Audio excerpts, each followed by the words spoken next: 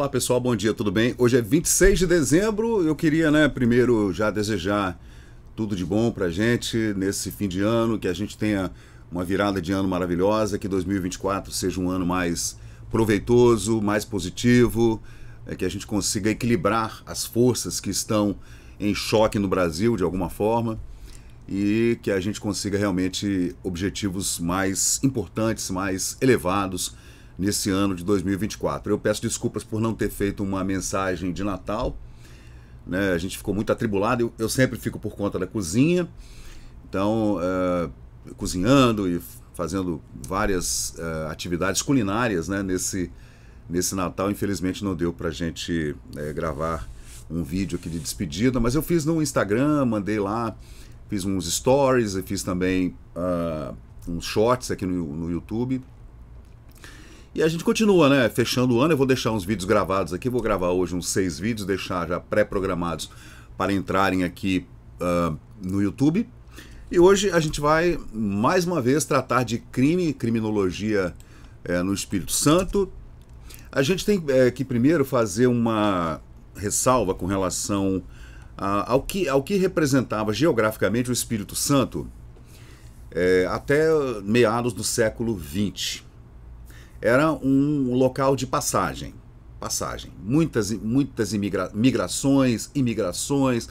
O Espírito Santo nunca foi um local de assentamento, sempre foi um local de passagem. A pessoa vinha ou do Rio, ou vinha da Bahia, ou vinha de Minas, ou do exterior, e ia para montanhas de Minas, ou ia para as lavras de Minas, isso assim até o século XIX. Ouro, prata, pedras preciosas e semi-preciosas. O Espírito Santo, Vitória especialmente, era sempre um local de parada para abastecimento, tanto de víveres quanto de combustível, né? Então isso sempre foi assim. Quando havia uma parada, era uma parada no Porto de São Mateus, onde se fazia abastecimento, tanto de alimentos para botar nos navios, víveres e tal, galinha, ovo, óleo de baleia para iluminar as lamparinas e etc. Era parada. A mesma coisa acontecia na Barra do Itapemirim, que era parada de quem vinha do Rio subindo. E São Mateus, quem vinha do Nordeste descendo. E Vitória, como era a capital, tinha uma baía muito protegida, mau tempo, né? Então a pessoa entrava na baía, nessas nossas enseadas ou ilhas, e ficava protegido ali tudo. Isso aconteceu durante muito tempo.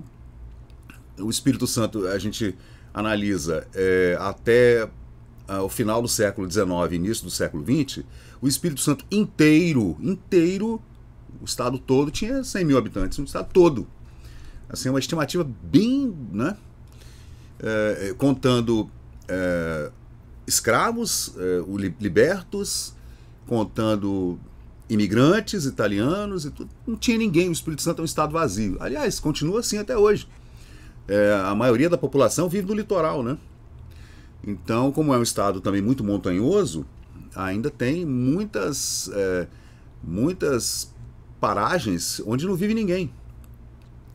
Assim, só uma breve explanação com relação a esse isolacionismo capixaba que deu no problema cultural que nós vivemos hoje. A gente não tem uma literatura, não temos um teatro, não temos um cinema. Temos, mas não temos, né? Música, etc. Temos, mas é incipiente, assim, não gera um movimento, não gira, a coisa não gira, não anda para frente, infelizmente, né? Eu sou radialista, também sou do meio de comunicação e a gente vê a dificuldade qual é.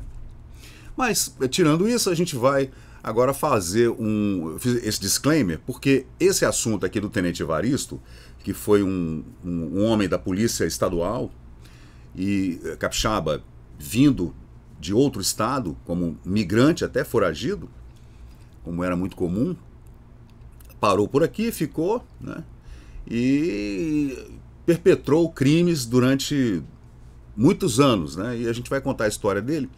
O tenente era Evaristo José de Lima, policial criminoso da Força Policial do Estado do Espírito Santo. Eu intitulei assim, e suas peripécias pelo interior do estado. Bom, final do século XIX, surgiu na província do Espírito Santo, um pernambucano, estatura mediana, nasceu em 1872, morreu em 1902. A história dele é bem relatada, porque foram crimes tão absurdos que ele acabou virando uma lenda. O tal Tenente Evaristo, um homem perigoso. Ainda muito jovem, havia escapado de Pernambuco, do interior, porque ele tinha sido acusado de atentado ao pudor. E para não ser preso, e lá a prisão, você imagina como era a prisão no século XIX em Pernambuco, né? Não era prisão, né? Você ia ser morto mesmo e pronto. E ele fugiu para São Paulo, você vê que curioso, né? Pernambuco, o cara fugiu para São Paulo, ele podia ter parado em Salvador, em Vitória, no Rio, capital, e foi para São Paulo. E lá ele se engajou na polícia e foi expulso também por insubordinação. Aí, de São Paulo, ele veio para Vitória. Em Vitória, gente, ele entrou para o corpo da polícia do Espírito Santo, né? E era um policial, né, militar na época, onde chegou a patente de tenente. Você vê que ele escalou dentro da hierarquia da polícia e foi bem, né? Mas em pouco tempo aqui no Espírito Santo, Evaristo passou de mocinho a vilão, determinando quem vivia e quem morria nas cidades por onde ele comandava a polícia. Então, existiam destacamentos em várias cidades, em vários municípios, distritos, vilas e tal, e o chefe de polícia mandava esses patentes mais altas, como capitães e tenentes, para essas paragens, né? E ele acabou nomeado pelo José Muniz Freire, né? Ele acabou sendo mandado para outros lugares do Espírito Santo, onde ele comandou destacamentos policiais. O tenente Evaristo passou então a ser uma fera perigosa nas matas do Rio Pardo. Sem temer a nenhum perigo, só era dominado pelo feitiço atrativo do amor. Então ele era um mulherengo, né? E solteiro, né? Vinha de outros estados, de outras histórias envolvendo mulheres e tudo. E nas investidas, quando ele era chefe do corpo de polícia de Rio Pardo, o Rio Pardo hoje é Iuna, tá, gente? O município de Iuna. Ele se envolveu com uma mulher casada que tinha se separado dos maridos, né? E esse marido acabou sendo executado pelo tenente Evaristo. Ele deixou um legado de facínora igual a do seu conterrâneo Virgulino Ferreira da Silva, o Lampião, né? Que ninguém sabia de que lado estava, se era do bem, se era do mal. É aquela coisa, aquela lenda. Tem gente que fala que o Lampião era um assassino frio, um estuprador de meninas, de mulheres, um assassino a sangue frio, executava pessoas a sangue frio. E tem gente que amava, né? Porque o cara tirava dos ricos, dava para os pobres, como um Robin Hood do século XX, né? Em pouco tempo, o terror do tenente Evaristo mais parecia uma eternidade e virou um romance escrito e publicado em 1904. Depois eu vou pegar o livro, a gente vai fazer um react aqui dos principais pontos do livro. 3 anos após a morte dele, né, quem escreveu o livro foi Ângelo Guarinello, do Pará, que achou curiosa a história e escreveu um relato mais consistente. Em 1904 foi publicado.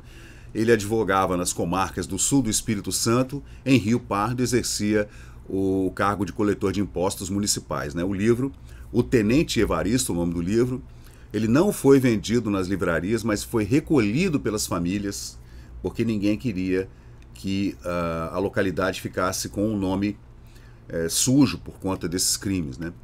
O Evaristo foi acusado de atacar pequenas fazendas em 2 estados, né, Minas e Espírito Santo, roubo de gado, sequestro. Isso o cara era tenente da PM, da polícia estadual, não era PM, da polícia estadual. Assassinato, tortura, fazia mutilação, estupro, saque. Na província do Espírito Santo e também no Rio de Janeiro, na ocasião, a sua história era que ele roubava dos fazendeiros, políticos, coronéis, né, fazia chantagem, extorsão. Naquela época, no pico do coronelismo brasileiro, né, e dava para os pobres e para os miseráveis. Essa é uma das lendas, né, que passavam fome, lutavam, né, aquelas famílias enormes de 8, 10 crianças, e ele dava para os pobres, né. Aí a gente não sabe. Era devoto de Padre Cícero e respeitava as crenças e conselhos. O cara era um assassino frio, cruel, sequestrador, estuprador, mas era religioso, rezava e tal, aquelas coisas, né? Os dois se encontraram uma única vez em 1926 em Juazeiro do Norte. Quem? O tenente Evaristo encontrou-se com o padre Cícero. Antes do padre virar o santo que virou depois para os nordestinos, né? Claro que durante a vida do padre Cícero, ele era considerado realmente um milagreiro, né? Um homem santo e tudo, mas depois virou uma coisa muito maior, né? Aí está falando aqui do Ângelo Guarinello, que foi o escritor do livro O Tenente Evaristo, e realmente a gente tem alguns relatos. Aí eu fiz a pesquisa, gente, falando aqui, tem esse lindo desenho aqui, o Tenente Evaristo aí empunhando a sua espada na frente de um corpo policial e, né, os crimes do Tenente Evaristo, crimes e criminosos, era uma coluna, digamos assim, uma crônica da revista O Malho, essa do ano de 1901 ou 1902, ou posterior um pouco, contando essas peripécias desse homem perigoso que era o Tenente Evaristo Ferreira de Lima, que faleceu em 1902, né? O Tenente Evaristo, ele era uma figura lendária e virou realmente um mito, né? Então tá aqui na revista O Malho essas curiosidades a respeito dele, as barbaridades de toda sorte. O Tenente Evaristo operou sobretudo nos sertões do estado do Espírito Santo. Você via que o pessoal falava que o Espírito Santo tinha sertões, né? Digamos, não eram sertões, eram paragens distantes a muitas léguas de qualquer civilização, no meio de alguns quilombos e tribos indígenas, no meio da mata, né, que dominava o estado ali no final do século XIX. E adquirindo ali os tristes foros de ser o terrível daquelas paragens, o terror, né? Incumbido em má hora pelo governo do estado de prender criminosos e também reprimir ladrões de cavalos e salteadores, o Tenente Evaristo se afez bem depressa a essa missão, que se tornou repugnante pelos excessos de toda a ordem que entrou a fazer. Tá vendo, gente? Isso é um português ali dos anos 1910, 1920. Capitaneando numeroso bando de soldados, por ele escolhidos a dedo e armados até os dentes, o Tenente Evaristo, desde cedo, deixou de respeitar ordens superiores para praticar toda sorte de violências e de crimes. Você vê que ele entrou no mundo do crime mesmo e pronto, né? Ele usava os soldados do destacamento que ele comandava e saía pelas fazendas extorquindo, torturando e matando, segundo diz, roubando, né? Roubando cavalos e tal. Aí segue aqui, mandado para restabelecer a ordem e tal. A propósito de procurar um criminoso que estaria ou não comissionado em determinada fazenda, o Tenente Evaristo ali chegava como um verdadeiro tufão. Saqueava, violava moças e meninas, assassinava em massa, inclusive crianças, com requintes de crueldade, e por fim incendiava casas, plantações, e lá ia fazer isso em outras bandas. A soldadesca que o acompanhava tinha todos os proveitos destas revoltantes aventuras. Então ele saqueava tudo e depois dividia, né? Fazia como faziam os piratas antigamente. Comer e beber até se embriagar, violar moças diante dos pais, maridos e irmãos, previamente amarrados em árvores e esteios, para depois procederem a um fuzilamento geral. Era o que de mais comum fazia aquele bando de celerados, né? Segundo aqui o Malho. De outros tipos lendários de criminosos, contam-se episódios, raros que sejam, de cavalheirismo e de rara coragem. Você vê, existia essa lenda realmente, que o cara era um criminoso, bandido e tal, mas ele ajudava os pobres e tudo, como o Lampião ou como o Robin Hood. Aí está falando que também feitos de desmedida audácia. O Tenente Evaristo fazia barbaridades atrozes, crueldades desnecessárias, cometidas sempre covardemente. Os chefes de bandos criminosos, em geral, se batiam peito a peito com as forças mandadas em sua perseguição, que não raro rechaçavam. O tenente Evaristo só atacava diante do seu bando gente indefesa e em grande inferioridade numérica. Uma única vez suspendeu ele a execução de um pacífico e reputado lavrador quando já ia dar voz de fogo por intervenção de um delegado de polícia. Mas, boçal e convencido, declarou que o fazia não por ordem, mas a pedido da mesma autoridade a título de favor. Então, mesmo na frente do delegado, o delegado querendo que ele não matasse o lavrador, o agricultor, o fazendeiro lá, o pequeno fazendeiro, ele dizia para toda aquela comunidade que estava vendo aquela situação acontecendo ali em loco, né? Ele dizia que quem havia mandado foi o próprio delegado, que agora estava pedindo para que ele não o fizesse. Então realmente era um cara perigoso, né? E aí existem essas lendas, e a gente tem toda essa pesquisa aqui no Memória Capixaba, que você pode acompanhar aqui no Facebook, toda essa nossa pesquisa.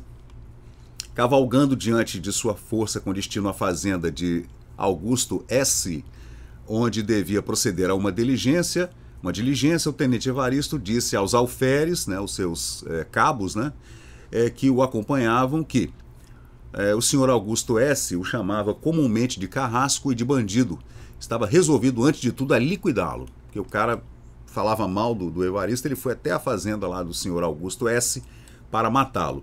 O alferes interviu a favor do senhor Augusto, de quem deu as melhores referências. Não lhe valeram os rogos do oficial, avisos de que ele era político prestigioso, podendo comprometer o tenente, considerações de que ele era de uma família muito numerosa. Tá vendo? Não mexe com ele não, ele é um político da região, um fazendeiro que tem uma família muito grande, depois eles vão vir atrás de você, hein, tenente Evaristo. A nada atendeu o terrível tenente, chegando mesmo a dizer que das moças e crianças os soldados se encarregariam de tratar, e com o maior prazer. Por último, o oficial recorreu a 2 argumentos que lhe pareciam de valor. O soldado que tentava defender a família do senhor Augusto, né? A responsabilidade perante a justiça e ao escândalo provocado pelos jornais. Cuidado, hein? Depois os jornais vão divulgar isso aí, o senhor vai ficar, né, proscrito, vai ter problema e tal. E o Evaristo não queria nem saber, ele chegava mesmo detonando. E os detalhes dessa história, gente, macabra, estão então no livro, né? Esse livro aí que a gente depois vai trazer aqui para vocês no Memória Capixaba. Isso aconteceu em Rio Pardo, Iuna. O livro foi escrito pelo paraense Ângelo Guarinello, publicado em 1904, depois da morte do tenente Evaristo. O tenente Evaristo morreu em 1902. E o livro a gente vai tentar encontrar, porque na época que o livro foi publicado, logo depois o livro também desapareceu das livrarias, das bancas, sumiu porque as pessoas em Iuna, em Rio Pardo, não queriam que o município ficasse com essa pecha de ter sido local de crimes terríveis cometidos pela polícia do estado do Espírito Santo através das mãos sanguinárias do tenente Evaristo. Então é isso aí, gente. Esse é o Memória Capixaba, sempre trazendo essas curiosidades aqui para vocês. Pesquisa essa feita na hemeroteca da Biblioteca Nacional em 2014, que a gente traz aqui agora no Memória Capixaba, aqui no nosso canal no YouTube. Então é isso aí, gente. Muito obrigado. Vamos seguir, né? Eu vou deixar uns vídeos gravados aí até o fim do ano, pré-programados para entrarem todos os dias lá pelas 10 horas, 10h30 da manhã. Valeu, gente. Muito obrigado e vamos que vamos. E chegamos ao final de mais um vídeo aqui do Memória Capixaba. E se você curtiu o conteúdo, por favor, deixe seu like, compartilhe aqui o nosso canal e inscreva-se para mais novidades. Até a próxima e muito obrigado por participar aqui do Memória Capixaba.